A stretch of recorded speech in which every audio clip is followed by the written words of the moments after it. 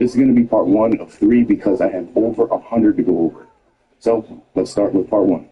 Stay tuned. Now, if you're new here, my name is Robert. We talk all things Earth. Today in particular, we're going to be going over every strain that I have ever grown. Now, there's over 130 that I had total over this past 20 years of growing, which is crazy when you think about it, how fast time has gone by, and how many artists have been under the belt over these years, which is just crazy. And some have been right on this channel. You can see some older episodes, and others, well, they didn't necessarily make the cut. But before we do that, big shout out to the brands who help support this channel and also bring some great discount codes for you. Looking to upgrade your grow without dropping a fortune on lighting? Check out Vivo Sun's Lumilight 400-watt LED. This light delivers a sunlight full spectrum using optimized white, blue, red, and far red wavelengths to support plants from seedling all the way to harvest. And it's built for efficiency too. High PPSD output with around 2.9 micromoles per joule, giving you strong canopy penetration, solid coverage for a 4x4 space. It integrates seamlessly with the Grow Hub controller and app, letting you schedule, dim, and monitor your light right from your phone. Best part, it's priced for real home growers. You can grab that Lumilight directly from Vivo Sun with discount code CLTV or from Amazon with real fast delivery with discount code CLTV Watch. Big thanks to Vivo Sun for supporting CLTV. From beans to the community, Seedling has been holding it down. If you're looking at anything from Seedling, use discount code CLTV at checkout to save yourself a little bit again and help the channel. Alright, so this list in particular, well, it's broken down alphabetically. It's not going to be in which is my favorite or which is the best. I'm going to rank that here, obviously, as stat. However, most of these strains, if not all of them, were ones that I've grown from seed. There is a couple that were specific cuts, and those ones, obviously, it'll be a little harder to find, but the majority of them you can still get.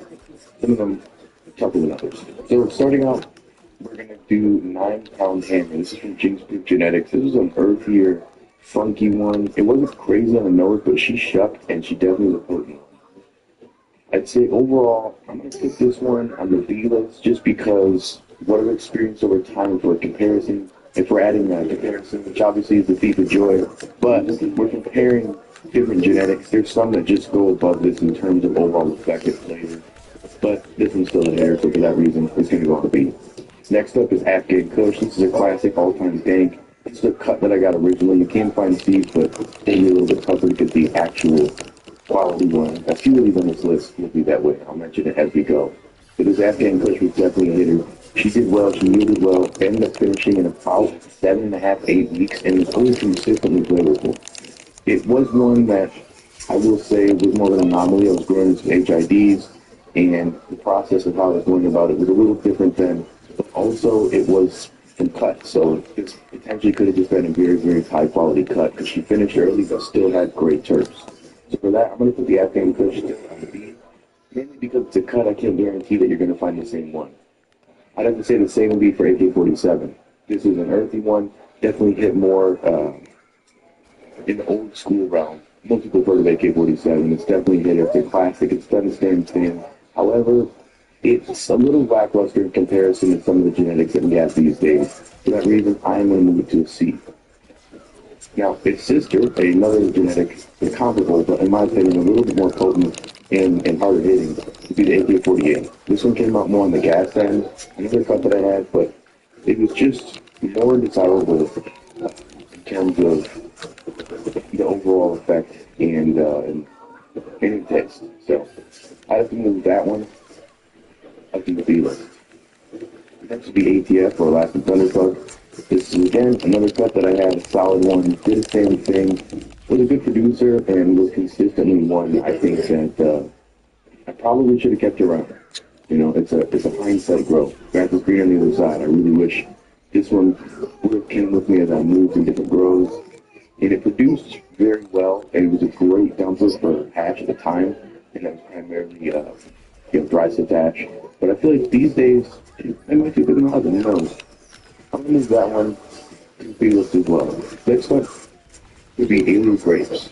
I think this is a cut as well. This is a really sweet one. It was not necessarily my cup of tea. She was short, squatty, didn't necessarily produce the buzz that I was after, but a lot of other people did enjoy it. I personally, though, I'm going to put that one on the C list. It just didn't check the marks.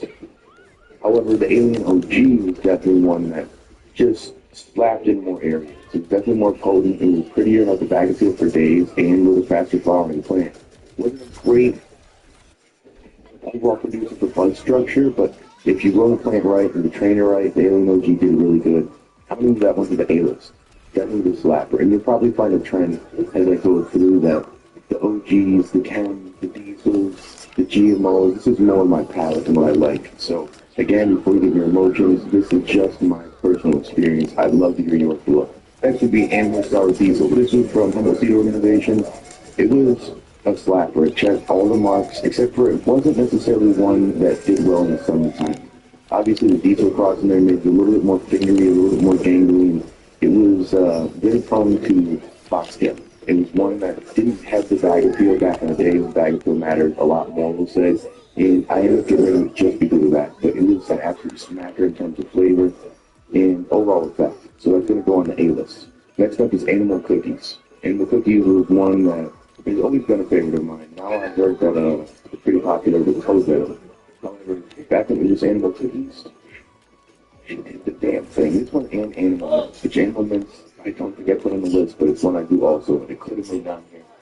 I really like this one, man. For cookies, it had the right sweet with the savory, with a little, like, kind of, I wouldn't say gas, but like a musky, funky deep on the back end. Next up is apple fritter. The apple fritter has normally been a hitter, and it depends on the cup that you get, of course, but more times than not, this one comes out with like a sweet gas, and it's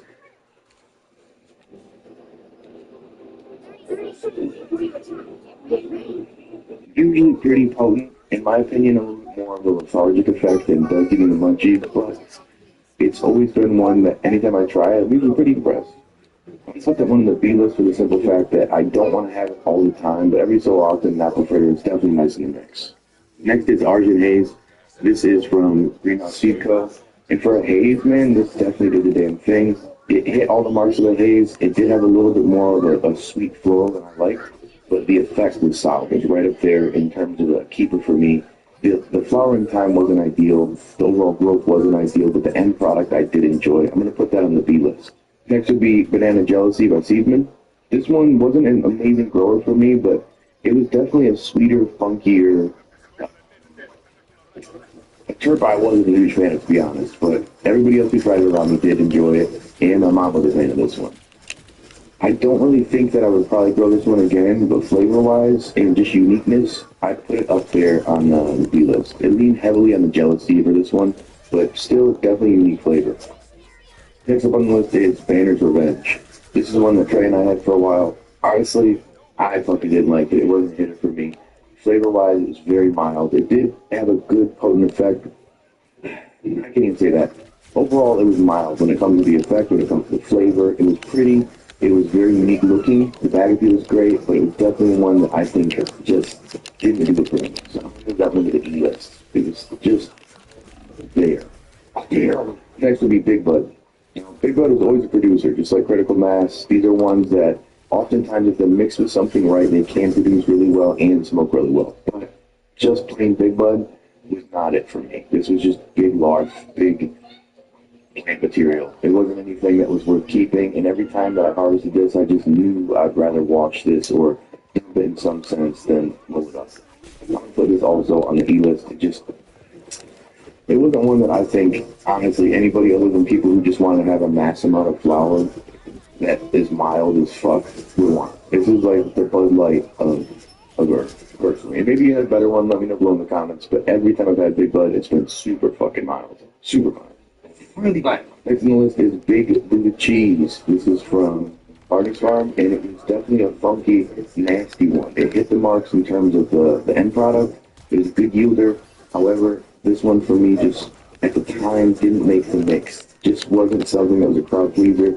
And I didn't always want it all the time. It's like I appreciated the funk, but it wasn't the funk like a GMO dank. It was a deep cheese funk that I do sometimes like, but it just didn't.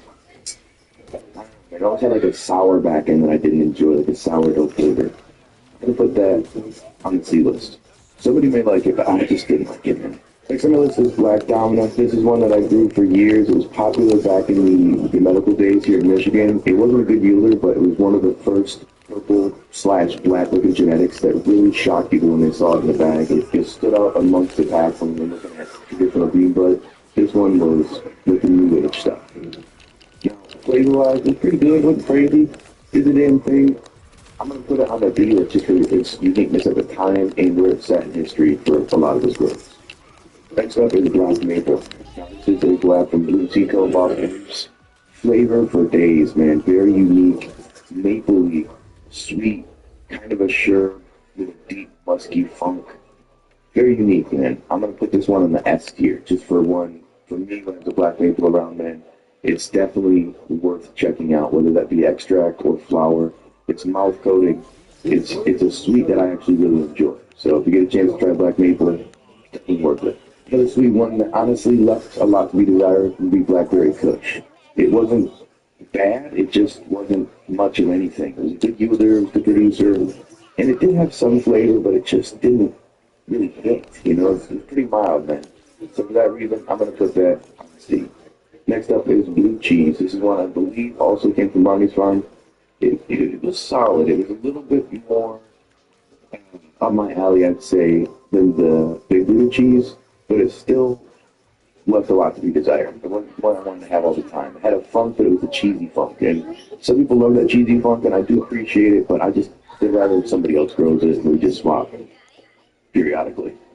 On the same realm of blue, we have Blue Dreams. This is a classic old school genetic that a lot of people love and some people hate. Honestly, I fall in the middle, and it's one that didn't necessarily do a whole lot for me other than pain relief back in the day for medical.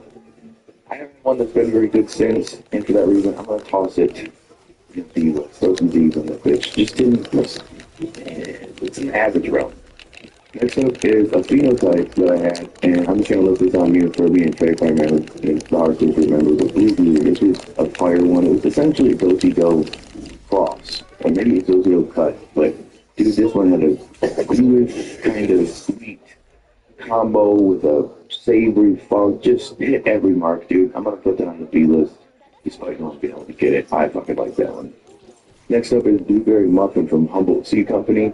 When it comes to blueberry, this is one of the most blueberry flavored strains I've ever tried. It can yield very well depending on the phenotype that you have, and it's got a pretty look to it too. I have heard some people running into Hermie. Myself, I haven't seen that directly other than one time from a cut that some people I know got, and I'm skeptical that that would be Blueberry Muffin, honestly. However, flavor-wise, it's not my cup of tea. But damn it, I want everybody to try it at some point. I'm actually, believe it or not, going to put that on the A list just because of how unique and how off the charts blueberry it is. It's definitely one that is worth talking about. Next would be Blue Grape. This is one Green Goblin had. It was tasty, it yielded pretty well, it was potent, it did everything I enjoyed, but it was a bitch to clone. I wish I could have kept that one around. I'm going to put it on the B list.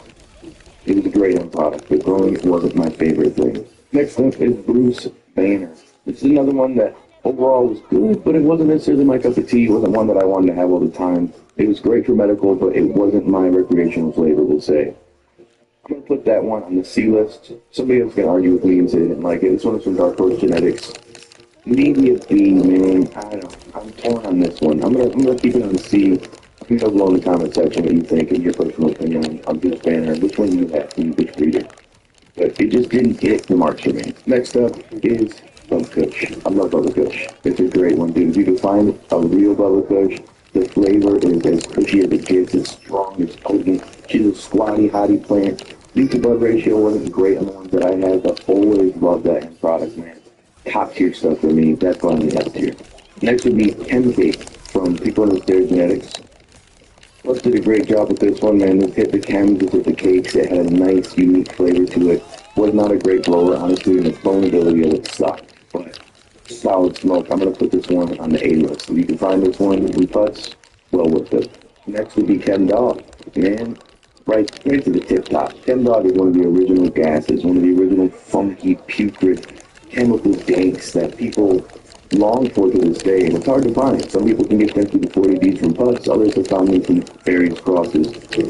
I'm still looking for them. Now, a Chem Dog can be, I'd say, a squatty, short, shitty to grow plant, or it can be a long, lanky, wacky inflatable balloon. It just depends on the phenotype that you have, and it depends where you get. Some people say that Chem Dog and Skunk are in the same family. It's not the same thing. It's just a cut. Same with Sour Diesel. It seems to be this trend that people mix these up. Me personally, I think they're different genetics. In my experience, they've been different genetics, but they've definitely been in that gas family. Love me some Chem Dog, right in the S tier. Next up is Chemistry from Boston Roots Genetics. This one was a hitter. Motor Breath 15 times Headbanger. Yeah, there. Taste for freaking days. Absolutely phenomenal when it comes to the growth compared to the Headbanger in terms of the yield. This is slap, knock it out of the park. Some phenotypes are more mild than others, believe it or not. Others lean heavily on that motor breath, but one in particular that I had was a nice mix between the Headbanger and that motor breath with a diesely breathy funk. Just putrid, really nice. I'll move that one to the A-list. Next is a classic from TJ Subcool, Chernobyl. I absolutely love this one. Wish I would have lost it, man. It was a really good one. One of the few floral, sweet, gassy funks that I really enjoyed. They grew great, it looked great, everything about it was nice. It's a great time. It just was one that, for me, again, at the time, perhaps was 3 on the other side. I didn't realize it. In the trap days, things were different, man. I'm going to move this to the A-list. It's definitely one worth checking out, and for me, I may circle back and find that one again. Next, we have Cherry Pie. This was one, at the time, I didn't try just because of the name, but the one that I got was almost peppery, like the gorilla glue. It was funky, it was nasty, and it sucked, man. I got some good weight off of this plant. It was a clone that I got. I'm sure there's seeds that you can find out there, but the clone that I had was solid. The only issue I had at the time was I ran into powdery mildew, so I ended up letting this one go, thinking that it was systemic and stuck in there, and I probably could have worked it out. I'm going to put this one on the B list, though, just for the fact that it's a clone. You probably won't be able to find it. You might be able to find the seeds, but it's same realm of the AK-48 and the ATF there. I can't guarantee that the ones that I had would be the ones you had, but my end product definitely was more in the A tier, for sure. Maybe even S, dude. Solid. And last but not least for this episode, Chill Out OG. This is only Mr. Grow It. This is a great grower and a solid blower. Pause. When it comes to a classic old school kind of funk, this one definitely is a new school, old school. And bringing that Pakistan Valley with the British Grow OG really was something unique. Kind of a floral, gassy, piney funk with a somewhat lethargic effect, but still enough where your head was clear and you could still go through the day, but you're not sleepy. It bring you down like a sedative, but it wasn't too heavy. And I really just enjoy it, man. Chris did a great job with it. It's a great grower, yields well, grows well. Put that on the A tier. Now, of course, there is a ton of genetics to go over in this video, so this is just part 1 of 3. However, you may disagree with some of the standings with these genetics, and if you do, let me know below.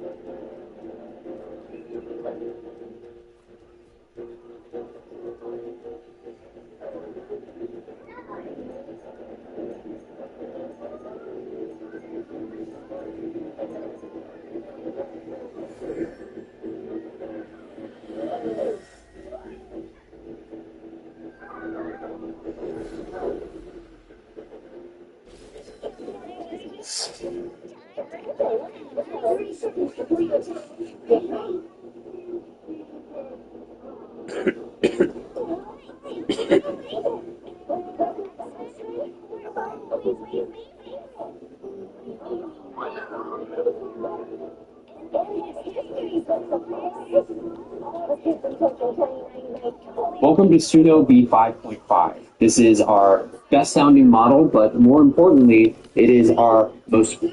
There are a lot of great ones. I mean, you got Wappy Toppy Helicopter Glider, Turtle Herd Loud, Disco Ninja Shirt, and Long Island Psychosis, Galactic DUI, just fabulous strains that we all know don't exist. Ha!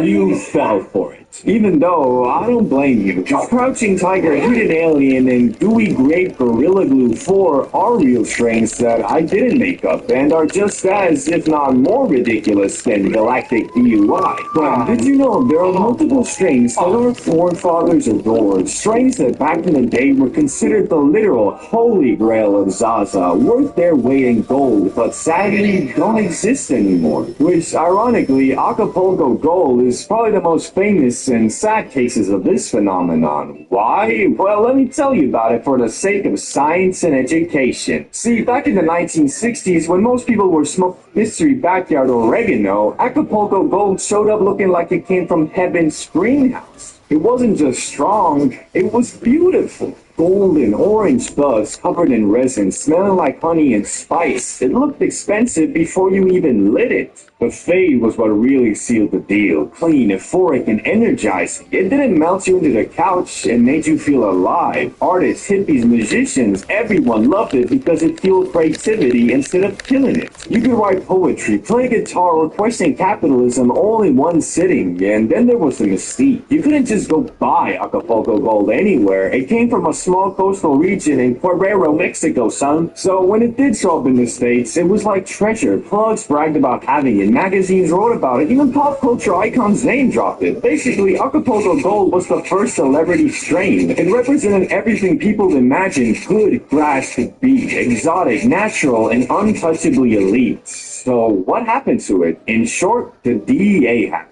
By the late 1970s, the U.S. government decided Mexico was exporting a little too much happiness and launched a series of eradication campaigns. The most infamous was Operation Condor, basically translated to Let's Napalm Paradise. Entire fields of Acapulco Gold were burned, sprayed, or bulldozed out of existence. Local farmers who'd spent generations perfecting those golden genetics either fled or switched to faster-growing high-yield hybrids to survive. Within a few years, the original line, the real sun-cured, honey-scented Acapulco Gold, was gone. What's left today are hybrids borrowing the name for nostalgia points.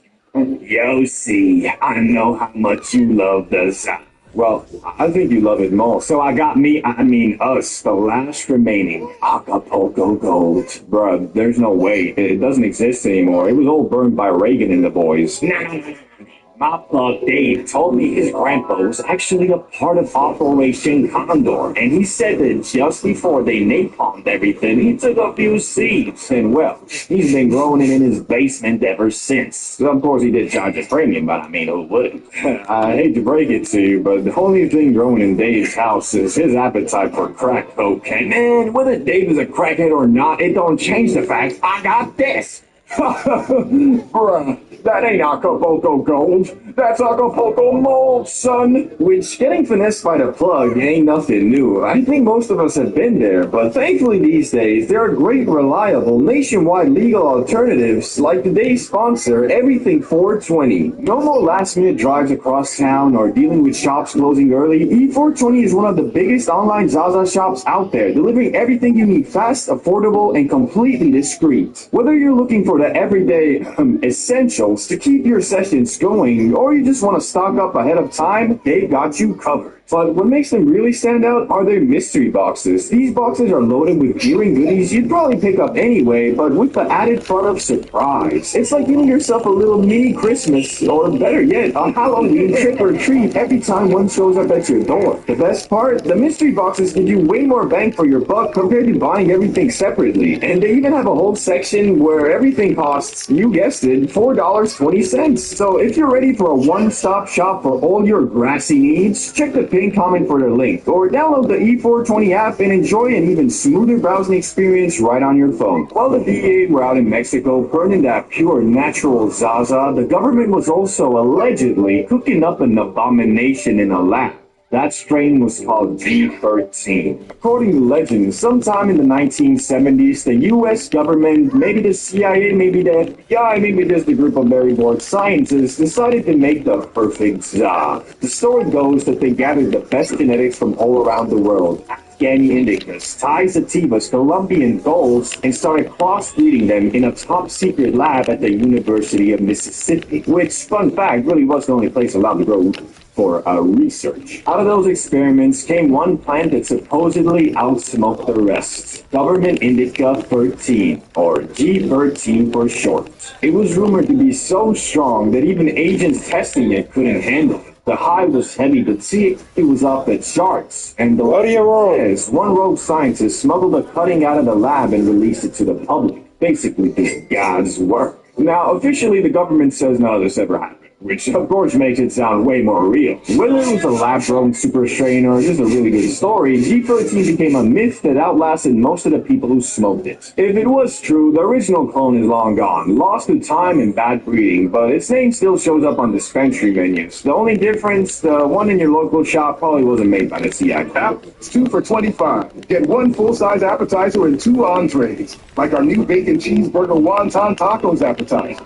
Seasoned beef, melty cheese, and bacon all wrapped in a wonton shell. Only at Applebee's. This is a story that makes everyone cry. Laugh cry, ugly cry, and definitely totally not cry. But it's okay. You can always blame it on the altitude. It wasn't made by the CIA. Seems like the government really enjoyed destroying Zaza, but there was one strain that didn't need any help. It destroyed itself, a self-inflicted extinction born from pure success. That strain was called roadkill skunk. The name was apparently not an exaggeration because people said it really did smell like actual roadkill. We're talking next level stench, the kind of smell that could end relationships, clear a room, or make your mailman file a complaint. But behind that horrifying aroma was one of the most powerful and unique strains of its time. Heavy, sticky, knockout brass that could flatten even better in tokens. Old school growers swore by it, saying you could smell it before you could see it, like the world's most illegal air freshener. Then legalization started creeping in. Neighbors got sensitive and dispensaries wanted approachable terps. You know, fruity, sweet, smells like a smoothie type za. Nobody wanted their living room to reek like a biology project gone wrong, so growers started crossing and breeding the smell out of it, toning it down, making it civilized. Then somewhere along the way, they erased the original. No DEA raid, no government lab, just society deciding that weed was too loud, bro. Now, anything labeled skunk is basically a domesticated descendant. Light, perfume, deodorized, the real roadkill skunk is gone, a victim of its own success. Proof that sometimes being unforgettable means you don't get invited back. But there's one more strain that went extinct. Not because the DEA torched it, not because it smelled like roadkill, but because it was just too damn high maintenance. The diva of weed. Always craving attention, affection, and 5 months of your undivided love. And eventually, growers did what any exhausted partner would do. They moved on to the neighborhood home. That strain was Neville's Haze. Created in the late 80s by legendary breeder Neville Schottenmakers, this was its equivalent of a genius artist. Brilliant, beautiful, and completely insufferable. The high was electric, euphoric, borderline psychedelic. Smokers said it could launch you straight into the astral plane, but to get there, growers had to wait 16 to 20 weeks for it to flower, double the time of normal strains. At first, that patience paid off. It became one of the most respected sativas ever bred, but as the industry got faster and greedier, Neville's Haze couldn't keep up. Why nurture a moody genius when you can grow 2 rounds of easy hybrids that trade cash? By the 2000s, the real cut was basically gone, replaced by quicker, simpler haze strains that lacked the magic but gained the efficiency. Neville's Haze didn't die in a blaze of DEA napalm, it just got ghosted. Proof that in the ZA world, even legends can get left on red. Before I go though, make sure you join our official Discord, Cool Kids HQ. Okay, bye-bye. Now join up.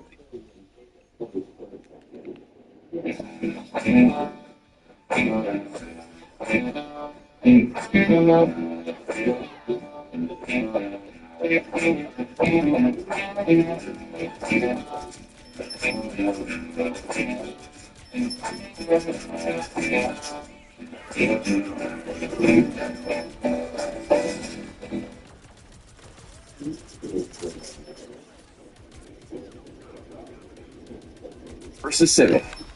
With the Elantra, you can get all this. With the Civic, you don't. The Hyundai Elantra. Hyundai gives you more.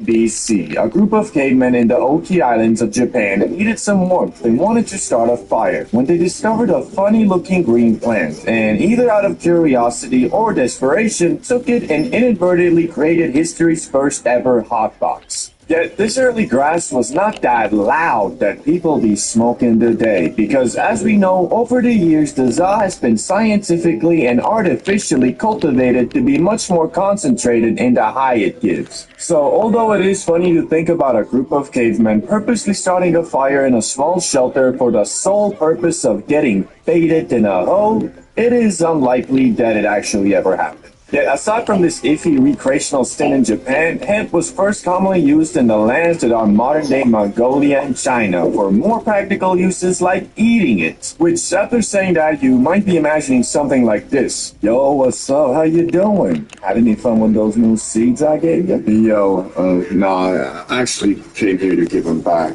Last night I was looking at the moon.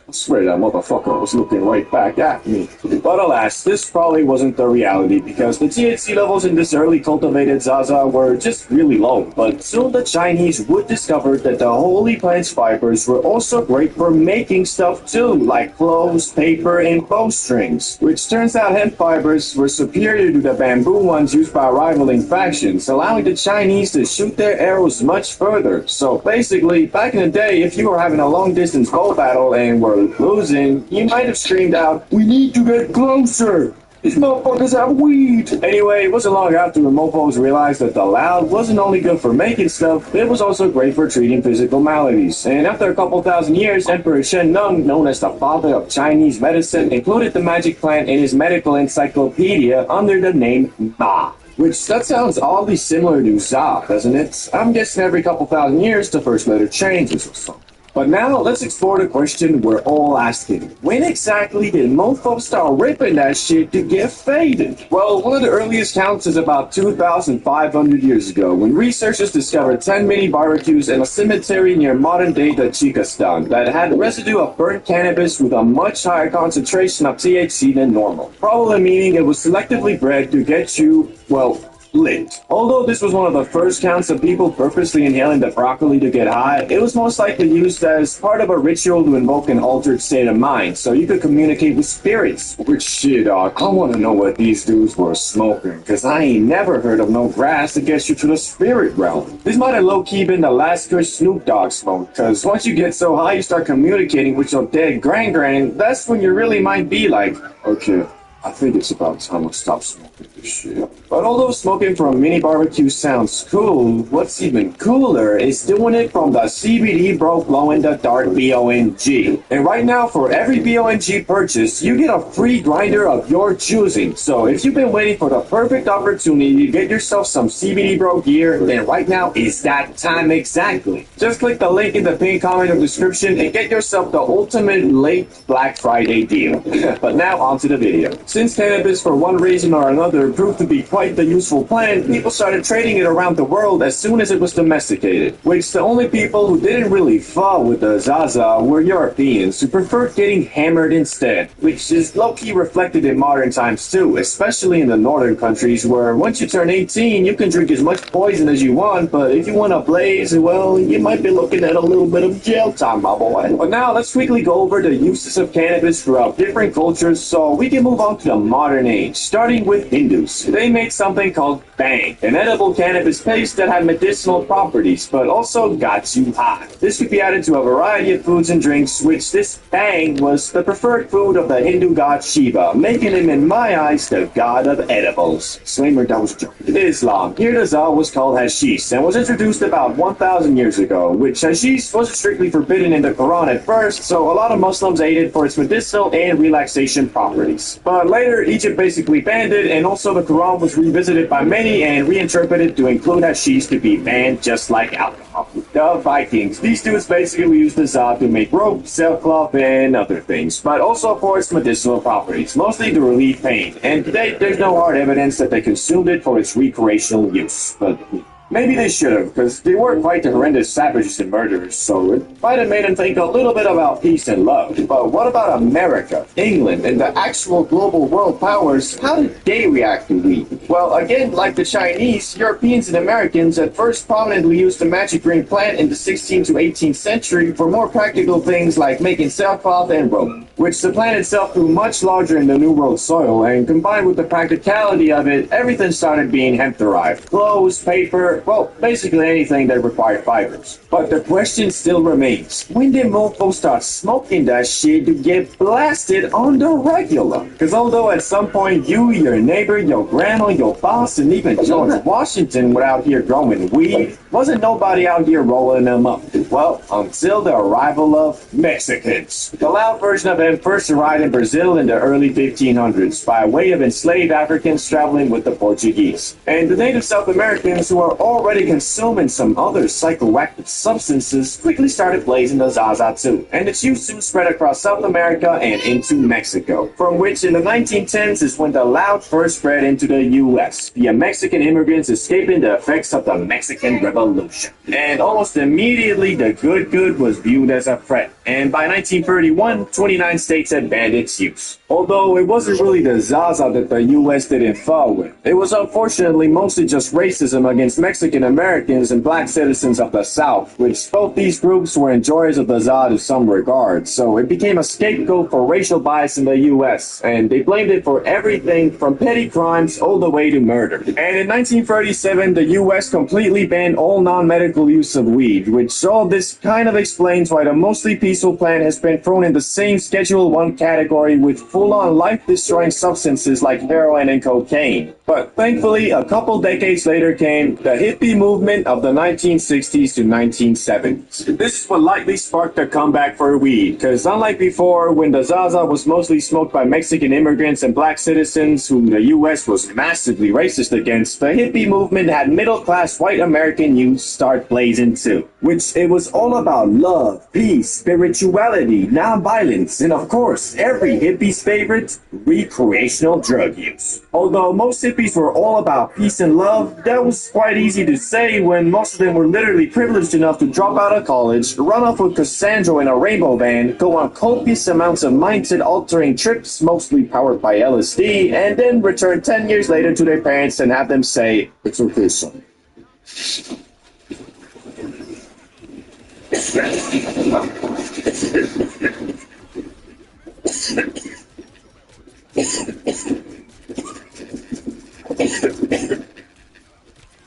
Hendrick. Good afternoon. My name is Jordan. Oh, my name is Joe. I'm Ethan, your Honda Certified Technician. I'll be working on your vehicle today.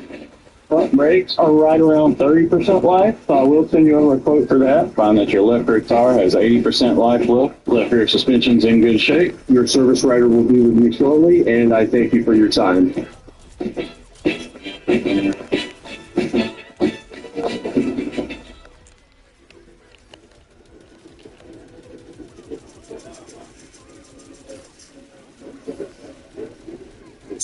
I was on stupid ones too.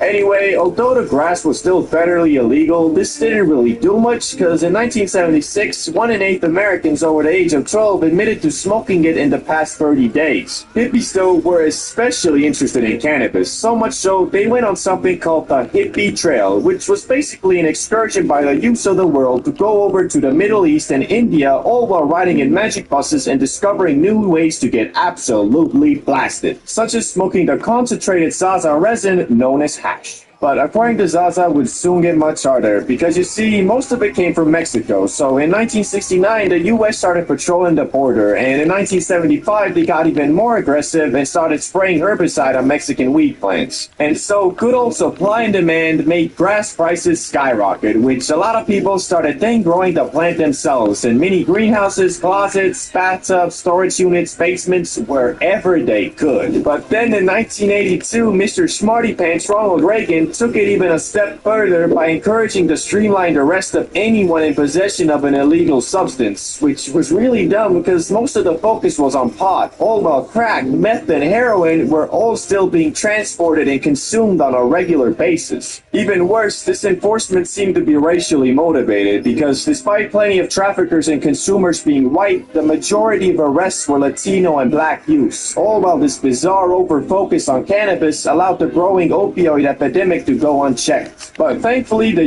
U.S. is slowly learning from their mistakes, where today, 24 states have legalized the recreational use of marijuana. On top of that, the increased level of research on it has also found multiple medical use cases and can be prescribed to you by special doctors if seen fit. And although the Zaza is still federally illegal and a Schedule 1 drug, the overall perception of it has changed for the better, including in December 2022 when President Biden signed a bill to make it easier for researchers researchers to obtain plans for their studies, which will hopefully accelerate the learning of positive and negative side effects of consuming the za even further. But all that aside, the overall vibe towards the loud has gotten a lot more accepting, and these days more and more people view the smoking of the grass not as you being a junkie, but the same way as having a couple beers with the homies on a Friday night and watching some WWE. But what's your opinion on the devil's lettuce? Should it be legal everywhere, or are you still iffy on it? Comment that down below, and see you in the next one.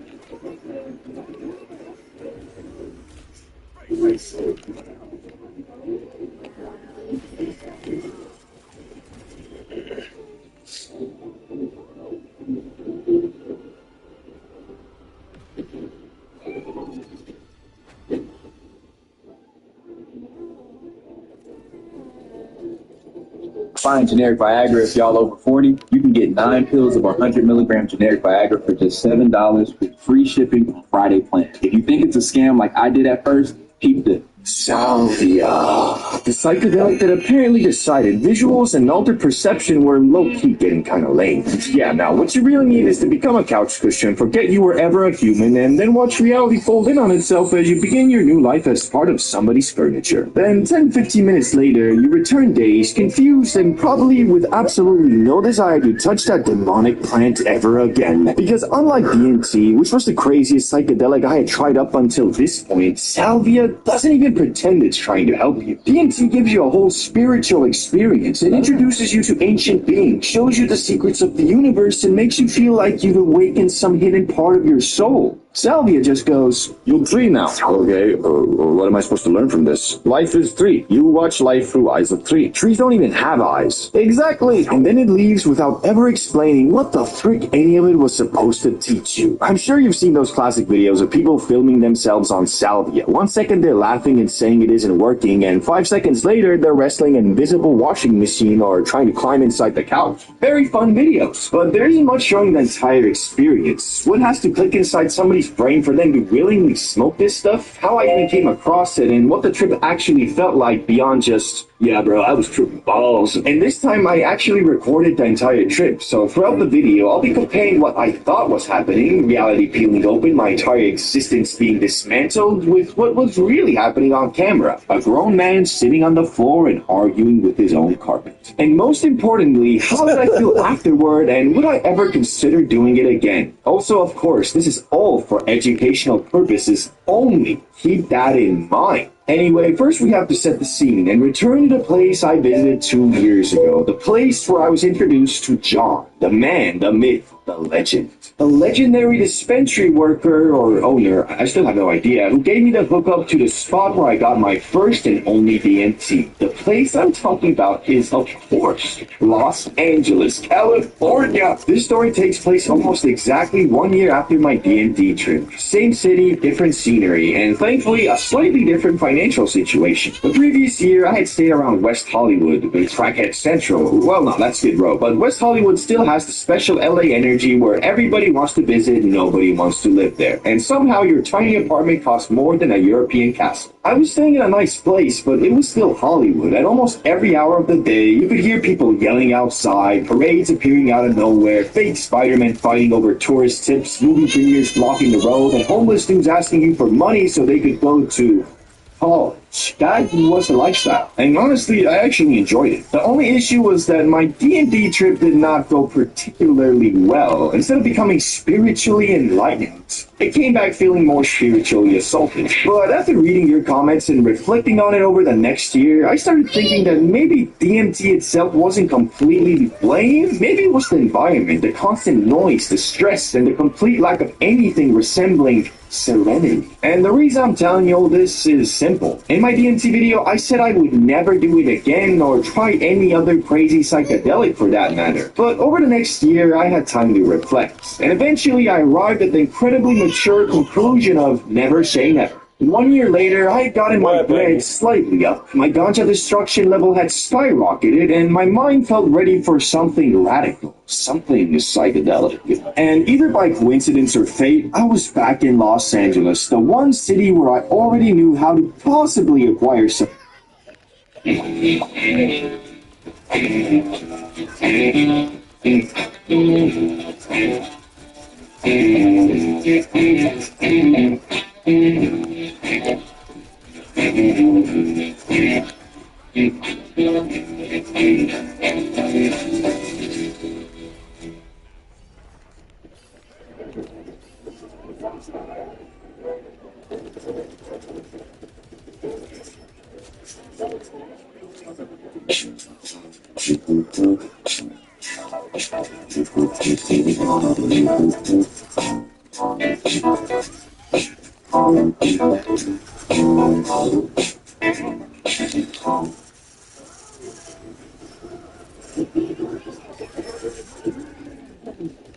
Getting high for 30 full days after years of consistent use. No waking days, no funny gummies, and even no nighttime tokes. Did I take back control of my life, unlock my full potential, and level up like every Instagram influencer would have you believe? Or did I just realize something way simpler? Well, I guess first we should start from the beginning. The decision to go clean. Clean like a jelly bean. It started with my arrival into my new home, Amsterdam. The city of, well, drugs and weed. Expensive weed at that. I was coming from a commodity not to be wasted lightly. But my new reality was unlimited stuff. So I smoked. I smoked weed every day, and the more I smoked, the chiller I got. I had made it, coasted up in my apartment, living like a king, playing Crimson Desert, eating pizza, and shooting hoops. Happily ever after, right? Well, the thing with happily ever afters is they don't exist. But the more I smoked and the more I chilled, the more I wanted to believe that they did. I was getting so faded and abusing the things in my life that actually had value as tools for unwinding and turning them into the main quest line. But inside, I felt empty. Not depressed or anything, but like something was missing. Purpose. And the way I had programmed my brain over that time was simple. Feel empty equals smoke it away, which we all know isn't exactly healthy. Until finally I snapped. I was tired of always being chill, always being calm like nothing's wrong, when clearly something was wrong. So for the first time I started thinking, it's the weed. It's gotta be the weeds. Ah, that's easy, I'll just quit. Okay, well, maybe after tonight. 1 day later. Wait, I was supposed to quit. Oh, well, since I'm already faded, I'll do it tomorrow. The next day. Life is a highway, and I will ride it all night long. Wait, I wasn't supposed to smoke today. Fuck. No, hold up, Rain. What's up, bro? You low-key got me effed up right now, dog. Yeah, bro, I'm gonna be honest with you. I don't run this place no more. Man, I can't believe I let this get so far. My brain refuses to accept the idea that the Zaza might be a bit of a problem right now. If I was gonna fight my self-induced crippling Zaza addiction, I was gonna need some help. There was only one man on planet Earth that could bestow upon me the self-improvement and alpha male motivation I needed to get back to my usual ways. I'm talking, of course, about Prime 2022 Andrew Tate. The cheater. Makes me feel to be relevant.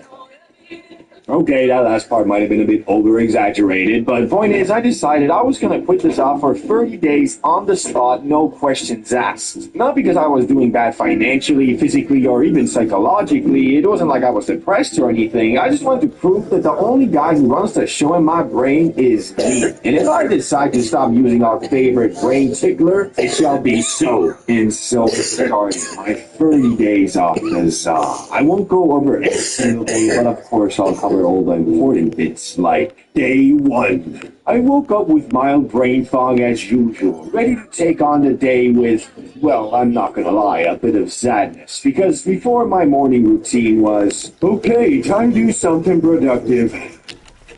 Woo, that was hard, time to get absolutely obliterated. But now it was more like, okay, time to do something productive. Okay, what now? It wasn't that my brain was screaming, it was more like I just wasn't content with existing at work. My brain kept jumping. Go play COD. Nah. Go watch something. And nah. Go shoot hoops. Nah. Actually bust a nut. And usually the next thing would have been getting high. But since that wasn't an option, it was just chaos. But overall, not that hard. Because I used my favorite life hack. Working. I worked out so much that day, I didn't even think about this. I was just tired and went to sleep, but it really started getting more challenging on day 2. I woke up same as usual, but that day I felt weird. Nothing scary or concerning, just off. It felt like the fog was starting to fade, but instead of clarity, it was more like, man, stuff really don't be that interesting no more. I decided to play games slow, watch movies lower. The only thing that really interested me was working, making videos, building sites, posting, basically my job, but everything has its turning point. I can't work forever, and even at 10 p.m., my time I usually unwind, nothing was hitting. All I wanted to do was sleep and start the next day, and that felt kind of sad. Like, damn, that's really my whole day, wake up, work, sleep. She seemed kind of matrixy, not gonna lie, so I told myself tomorrow I'm forcing myself to do my hobbies, no matter what. Which brings us to day 3. I woke up feeling better, had a bit of motivation again, did my routine, get dressed, brush teeth, make breakfast, work, gym, and I'm back. Back home, controller in hand, playing Crimson Desert, and yeah, it was fun, but I can't lie, there was definitely a big part of my brain saying, this would be way more fun hard way. But would that really be the case? Even on day 30, I kept thinking, well, we'll find out. Because day 3 is where I really started accepting life as a non-high man. Time for a time skip to day 7. 1 week in, at this point, I didn't really think about the Za anymore. No cravings during the day, and even evenings were getting easier. Although every time I watched a comedy, I couldn't help but think, man, this would be so much better with a couple puffs off the bro cloud. Which, if you still don't know, the Bro Cloud is the ultimate tool for every conscious Zaza lover. Why? Because using a dryer vaporizer is basically like extracting all of the fun out of your Za without getting all the potentially toxic byproducts that come with combusting your bud. And if you're thinking, well, that's great and all, but I still prefer my BONG. I get it, man. That's exactly why we're now offering an adapter that connects your Bro Cloud to your glass, so you can get the best of both worlds. A no-compromise affordable vaporizer that you can now also connect directly with your piece, making it not just portable and discreet, but also extremely versatile. And for $420, not only are we offering 20% off, but for a limited time, you can also get the adapter for free with any order of the Bro Cloud or Bro Cloud Plus. To be eligible, all you have to do is be at least 18, go to the pinned comment, and check it out. But I stayed locked in, because if I stopped now, I still wouldn't feel like I was in control. So I kept going, which leads us to day 14. 2 weeks off the Za. And honestly, it wasn't that hard. The thought of being fried at night started feeling unrealistic. Like, yeah, that would be fun, but not really happening. Like thinking about owning a Lamborghini. Cool idea, but your brain discards it instantly. But I also noticed something else. Although I felt like I had everything on lock work-wise, I was more stressed. Not constantly stressed, but more fixated on perfection, making sure I make 0 mistakes. Before it was, oh shit, I'll deal with this tomorrow. Now it was, oh man, how was I so stupid? Guess I'm not sleeping tonight.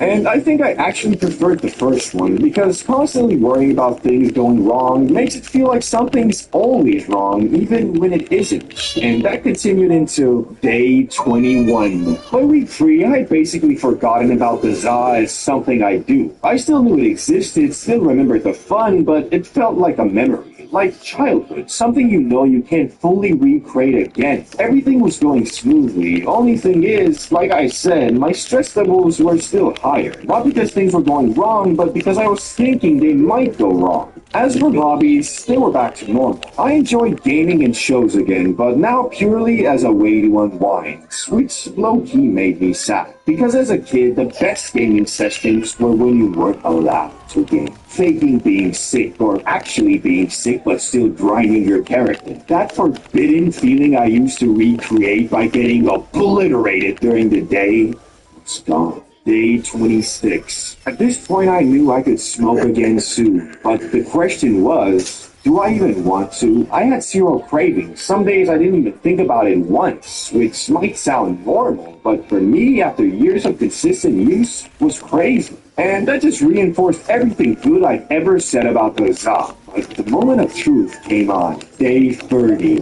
the final destination. I knew it was day 30, so I was thinking about it all day. Big decision. Do I stay off the za, or do I blast off from a single crumb thanks to my recent holidays? At first I thought, if I smoked again, this was all for enough. But the more I thought about it, the more I realized it wasn't the za I was addicted to, it was dopamine. The za just enabled it. And comparing it to nicotine, which I also quit, not even close. Nicotine was way harder. I can't even begin to explain how much easier it was to quit this than that. And thinking back, the best highs I had were never from doing it 24/7. It was when it was planned.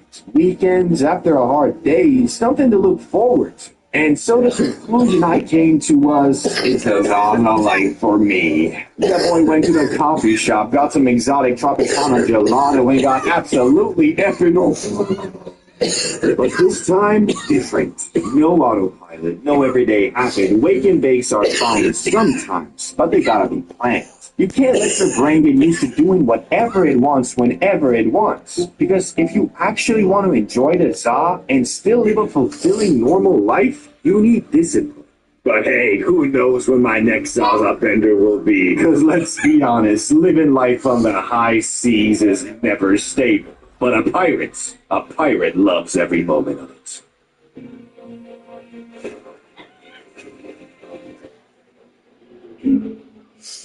I think that honestly kicking in. Mandela.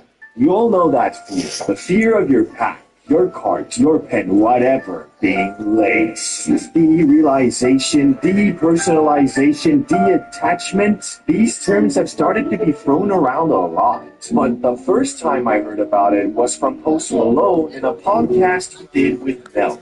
No, I used to smoke a lot of weed, and then one time I just got some wild stuff that I think was lace, and then ever since I haven't felt the fucking same. But what he said after being interrupted by that little cloud goblin Steiny, that part actually really resonated with me. It's almost like you're watching your life, but it's a movie. Like you're watching it happen. Like, I don't remember who I was talking to, but it's called depersonalization or something. Like you're watching your life, but it's a movie.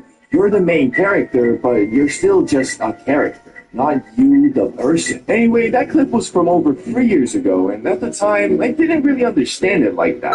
Mostly because I was puffing on way less grass than I have been recently, meaning my high life and sober life had a very clear boundary. So I kind of understood what he meant when I was high, but when I wasn't, I didn't really think about it or actually understand it. Or well, that was until just a bit over a month ago, when I'm fairly certain I got some lace grass and smoked it like a gosh darn chimney. And before you start tweaking, I'm not trying to fear max. This story, or rather experience I'm about to tell you, isn't some one-time I smoked some gas and geeked out forever thing. Because I honestly don't think this is something you get from just getting really messed up once. Like Post Malone said, he used to smoke a lot until he got some supposedly laced stuff, and it changed it. And it was kind of the same for me. I was already smoking a ton of za, like way too much to begin with, and the laced grass felt more like the tipping point rather than the actual root of what happened.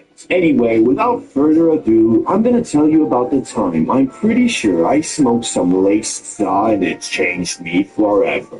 It was a regular day. I was high, playing some COD on my PS5, died, rage quit, and obviously after that I went straight to my phone and started scrolling Instagram for relief. But what I found was new, like actually interesting. Basically, if you don't know, I was living in Amsterdam. Lock your door and shut it. It's legal, but I was also tapped into that hemp loophole that was making selling dispensary-grade za in America completely legal. Only thing was, that was a US only thing. A restriction I've basically been dealing with my whole life. And that's exactly why Bro Cloud ships internationally. And if you somehow still don't know what the Bro Cloud is, it's basically the best affordable, high-quality driver vaporizer on the market, in my completely unbiased Zaza scientist opinion. Unlike lighting your lettuce on fire at like 900 degrees Fahrenheit or 500 degrees Celsius and inhaling all the extra toxic combustion byproducts, driver vaporizers heat your bud without straight up turning it into smoke. You get 5 temperature settings, a full stainless steel body, a huge 2000 milliamp hour battery life, fast USB-C charging, and honestly, it's just a must-have for every conscious Zaza lover. And since we still have a few BONG adapters left in stock, you can get 20% off your Bro Cloud and get the adapter completely free so you can connect it to your piece. If you want to check it out, all you gotta do is be at least 18, go to the pin, comment, and learn more.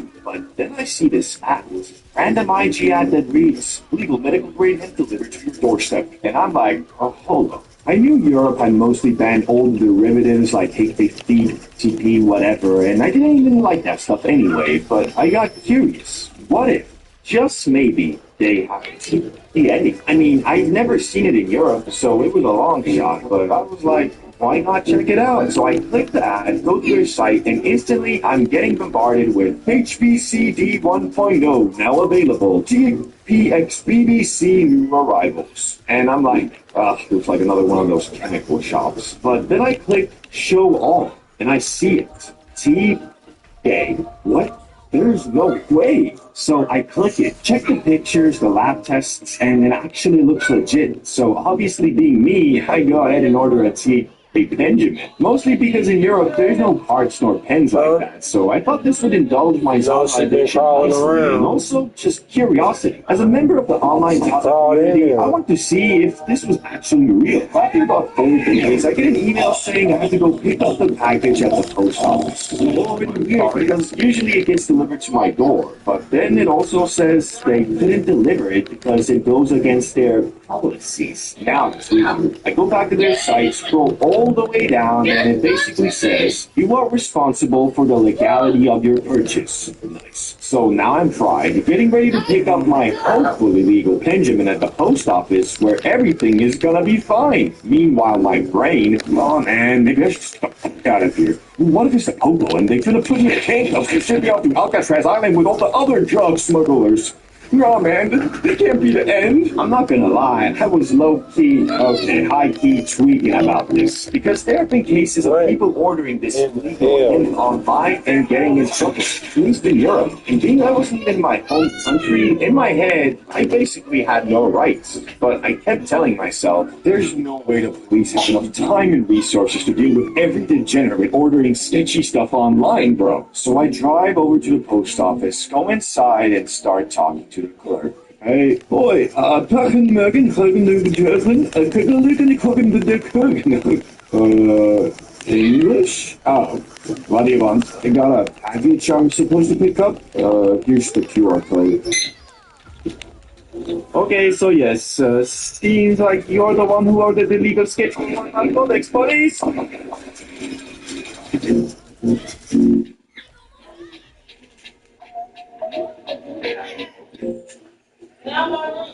Police. Okay, that didn't actually happen. He just scanned it, gave me my package. No questions, no side-eye, nothing. Because I really was just overthinking it. Anyway, I take it home, open it, and lo and behold, it's a Benjamin, but not quite the Benjamin I saw on the site. The packaging was different, and although it was mostly tea, it also had other derivatives in it, which looking back was kind of a red flag. But you know me. I opened that sucker up and said, and took a quick little I don't blink. know why she don't want to say what she need to say. Tell him to go to his room. Oh, this feels off. It must have been one of those cannabinoid cocktail pens, so I don't think the pen itself was actually laced. It's just that I bought it expecting a TPA pen, which, if you know, you know. But the high from this thing, crazy. Like, hey, back in the day type crazy. I felt like I had to start focusing on something or I would just drift into the voids. But the part that made it different from just being really high was this weird feeling. Like I was watching myself do everything instead of actually doing it. Like I didn't have to think about anything. I would just do whatever needed to be done. Which in that moment was turning on the PS5 and loading up Call of Duty for the 7,859th time in hopes of it being fun. But it wasn't. I just kept playing because I was scared to do anything else, because maybe there wouldn't be anything I'd find interesting. To put it simply, I was trapped in my body watching myself play Call of Duty because I was terrified of not having anything to focus on if I stopped. But at the same time, I was locked in, like one hell of a flow state. It felt like I pulled a reverse Uno on what weed usually does. Made me slow and chill. This shit felt like I unlocked ultra instinct. I was winning every gunfight, ahead of every move, like my brain was finally using the full power of my 10 plus years of playing COD. But the worst part was, it didn't even want to do it. It felt like I wasn't the one doing it. I was lasered to the screen for a good 3 hours before I finally got the courage to go get some food. Still having that eerie, empty feeling like I was always one step behind my own thoughts. But the food? It felt like Gordon Ramsay set up his kitchen in my mouth. They cooked a full course meal for each individual taste buds, and I was literally eating spaghetti, salt, and butter. After that, it was like 2 a.m., so I'm like, alright, time to go to bed. But even that thought was terrifying. I already knew what was waiting for me. 3 to 4 hours of just blankly staring at the ceiling, switching between eyes closed and open. And yeah, that's exactly what happened. I think I fell asleep at 6 a.m. because I remember seeing the sun starting to rise. But it gets even worse. I only slept like 6 hours, and I woke up still. Thankfully, it had come down a bit. Now it felt more like if I had just smoked a quick half bowl. Still high, but compared to before, normal. The weird ahead of my thoughts feeling was gone too, which made me kind of feel like, I mean, usually I get too high anyway and gotta wait like 30 minutes for it to be perfect. This time it just took 16 hours? Messed up stuff. And during that new day, for some reason my mind, mixed of course with the algorithm, started showing me that Post Malone clip again. And I saw a bunch of other people talking about it too. Derealization, detachment from yourself, that feeling of not being you. Yeah, it was messed up, but hey, makes for a good story. Would I ever do this again willingly? Absolutely not. Did I, at the time, being an absolute cart fiend, still use it in tiny microflops for a few weeks before I literally had to stop getting high completely? Possibly. And if you want to know about that part, watch the video on the screen.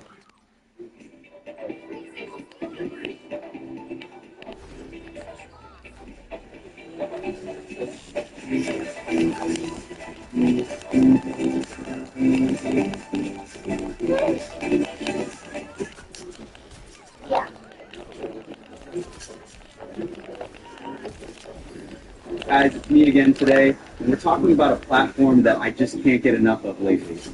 It's called Playhawk, and this thing is a total game changer. All you need is a browser to jump in, no downloads, no installs, just a permanent home base for you and your whole crew with more than 20,000 free games. And look, if you don't know what to play, don't even stress. There's something for everyone. Simulators, puzzles, arcades, sports. Here's where it gets extra awesome and a little sweaty. The PvP battles. This is where you actually prove yourself. You can build your own pirate battleship, challenge real players, climb the ranks, and level up the whole squad.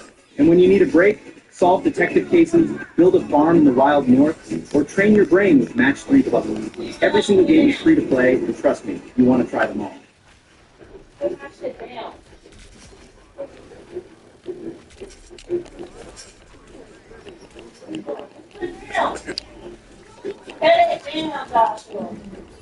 Go to your room.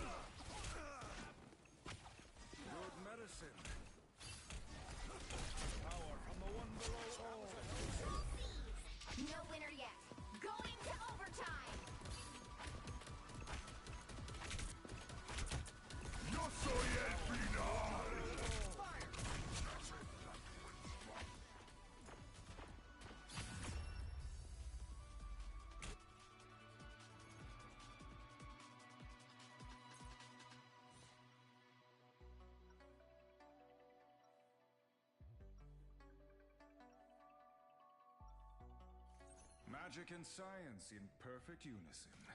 This should be interesting.